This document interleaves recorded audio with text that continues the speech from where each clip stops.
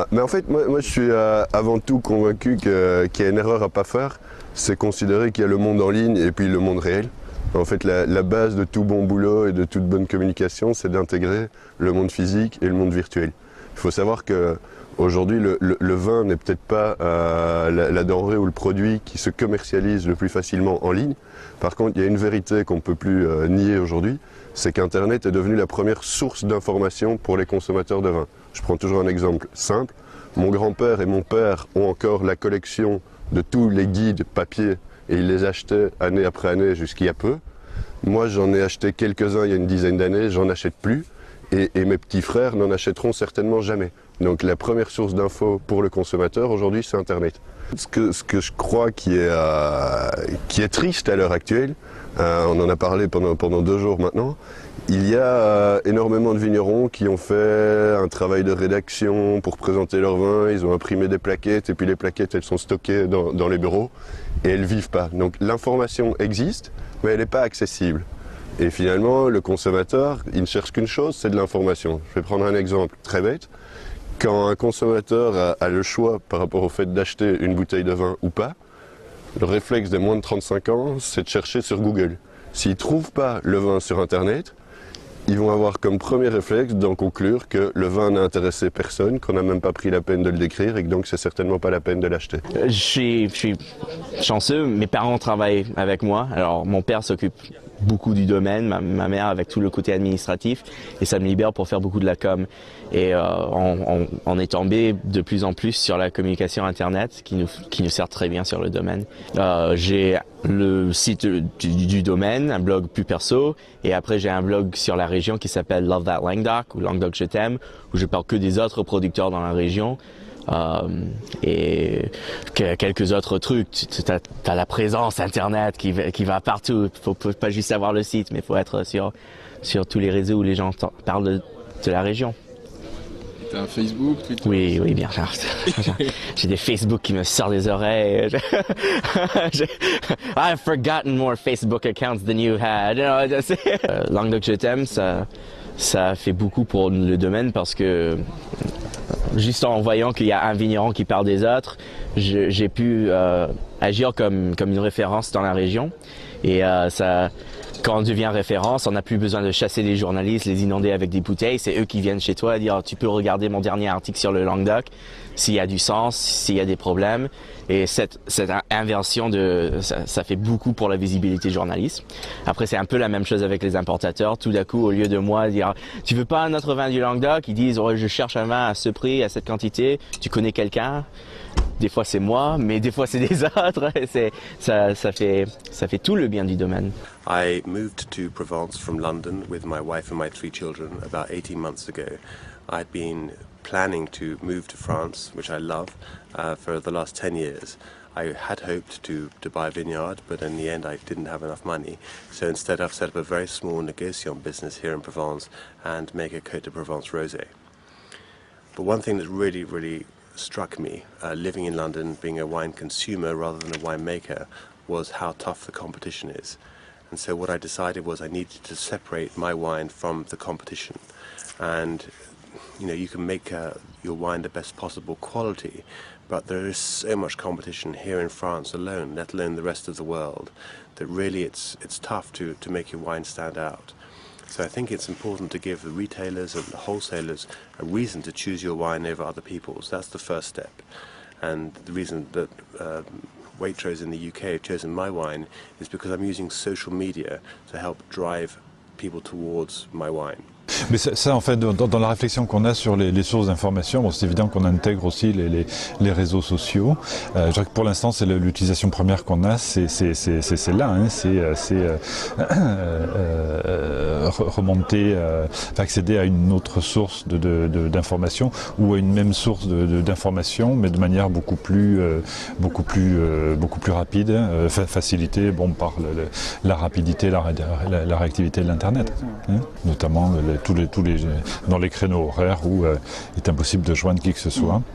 C'est évident que s'il y a un support en ligne qui est performant, c'est tout bénéfique pour nous. En temps réel, bien sûr, oui. C'est la qualité première. Les réseaux sociaux, chez nous, j'ai appris à les connaître par mes enfants, tout simplement. J'ai 3 filles, avec une grande de 17 ans, donc c'est quelque chose qui développe beaucoup eux. Alors ils communiquent, ils mettent, on va dire, un peu tout et n'importe quoi dessus. Et puis je me suis dit, un beau jour, c'est peut-être aussi une occasion de parler plus simplement du vin.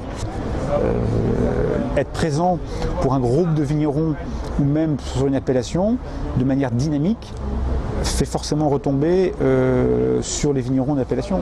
Il faut éduquer les jeunes de 22, 27, 25 ans qui débarquent sur les réseaux sociaux et qui commencent à aborder le vin et qui ne comprennent rien au vin. Donc ils ont une approche sur le tas, alors que l'interprofession pourrait être là pour les aider à y voir plus clair, à débroussailler, encore une fois, les caractéristiques des appellations d'une grande région productrice, comme la Loire, qui est la plus grande, qui est la plus longue et la plus grande.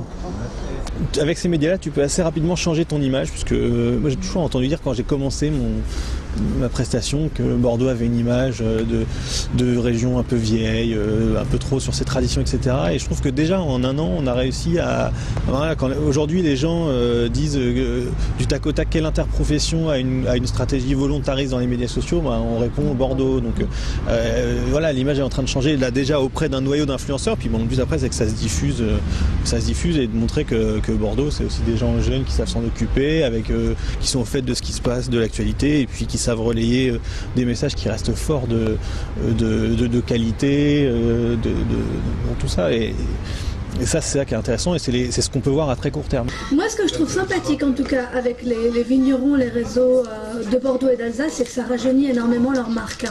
On a souvent tendance à penser que c'est un réseau de vignerons un petit peu loin de nos vies, et tout d'un coup, ça les fait rentrer dans notre quotidien, et ça les rajeunit beaucoup, et ça les redynamise.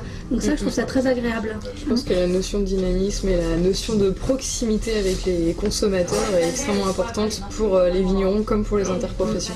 Puis ça personnalise aussi les marques et les vins, parce qu'on voit par exemple il y a des photos qui vont être postées, des vendanges, et donc on voit qui est sur place, qu'est-ce qu'il y a dans les vignes, et du coup tu te sens proche. Et aussi, je trouve que ça facilite énormément l'accès à l'information. C'est-à-dire que là, tu as l'information qui vient à toi, il y a plein de choses que tu n'irais pas chercher. Et du coup, bah voilà, tu as l'information qui arrive, un peu brute forcément de décoffrage, et ça te tente et tu vas la voir, alors que tu n'aurais pas été la chercher. Ce qui est clair, c'est que sur Internet, on va chercher de l'information, et il y a énormément de belles histoires à raconter autour des gens une histoire de vie, une histoire de patrimoine, de transmission. Il y a énormément de choses à raconter. Il y a plein d'angles intéressants pour pouvoir communiquer autour des vignerons. Tous les mois, je vais me promener dans le vignoble avec John Evrard et on va à la rencontre d'un vigneron et on déguste ses vins, on fait un peu plus connaissance avec lui et on relate un petit peu son actualité sur le blog. On essaie de relater aussi sa philosophie, la façon, ce qu'il a envie d'exprimer à travers le vin, comment il voit le vin, quel message il a envie de délivrer à ses clients, etc. L'idée, c'est vraiment de raconter des histoires, parce que les gens qui font du vin de qualité, ce sont des gens qui ont une belle personnalité. Il faut en parler. Les trucs les plus populaires, ça n'a rien à voir avec le vin. Comme un jour, il y avait un gars qui prenait nos figues là dans le Cabernet. Alors c'est bien au centre du domaine, c'est pas à côté de la route. Et je lui dis c'est un peu exagéré. J'ai sorti avec la caméra, j'ai enregistré notre rencontre et du coup c'est devenu très populaire. Et des bêtises comme ça où il y avait un où j'étais assis juste là. Et j'ai dégusté le terroir, parce qu'il y a toute cette discussion vin de terroir, vin d'effort. Alors c'est pas le terroir, c'est la terre. J'ai dégusté un bon bol d'argilo-calcaire, chalky, a little dry on the finish. Mais non, c'était amusant. Faut pas oublier que c'est un lieu de vulgarisation formidable, Facebook. Donc pour moi, c'est pas l'endroit où on va détailler la nature des sols de tel terroir, mais au contraire pouvoir inciter n'importe quel néophyte à se rendre à tel ou tel événement, à aller voir tel vigneron, à poser une question, à se dire tiens, un accord mes vins sympa. Ouais.